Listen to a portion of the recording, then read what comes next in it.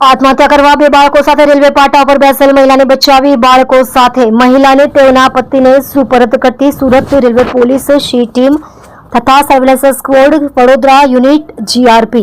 Police inspector Shri HD Vyas સાહેબનાઓની સીધી સૂચના તથા માર્ગદર્શન મુજબ ગઈ તારીખ 29/8/2025 રોજ નાઇટ ડ્યુટી શી ટીમમાં ફરજ બજાવતા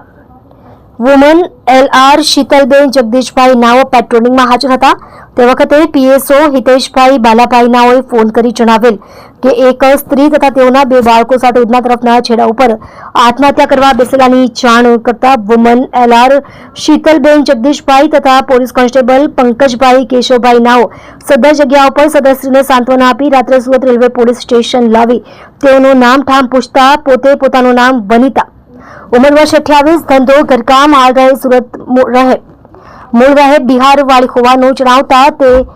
જે સ્ત્રીને વધુ પૂછપરછ કરતા તેઓએ જણાવેલ કે તેઓના પતિ અવારનવાર દારૂ પીને આવી મારઝૂડ કરતા હોય તેઓને અવારનવાર દારૂ નહીં પીવા માટે કહેતા અવારનવાર ગુસ્સો કરતા હોય જેથી તેઓ ગુસ્સામાં આવી તેઓના રહેણાંકના ઘરેથી બે બાળકો સાથે નીકળી સુરત રેલવે સ્ટેશન આત્મહત્યા કરવા આવેલા હતા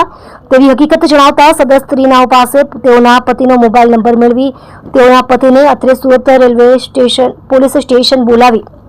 બંને પતિ પત્નીનું યોગ્ય કાઉન્સેલિંગ કરી યોગ્ય માર્ગદર્શન આપવામાં આવેલ છે મહિલાને આત્મહત્યા ન કરવા જિંદગી કેટલી કિંમતી છે તે અંગે સમજાવવામાં આવેલ અને તેના પતિને પણ બોલાવી પત્નીને સારી રીતે રાખવા તથા દારૂ પીવાની આદત છોડી દેવા સમજાવી તથા પતિ પત્નીને બાળકોના ભવિષ્યનો વિચાર કરીને બંનેને સમજાવી કાઉન્સેલિંગ પોલીસ ઇન્સ્પેક્ટર એચડી વ્યાસ દ્વારા કરવામાં આવેલ છે।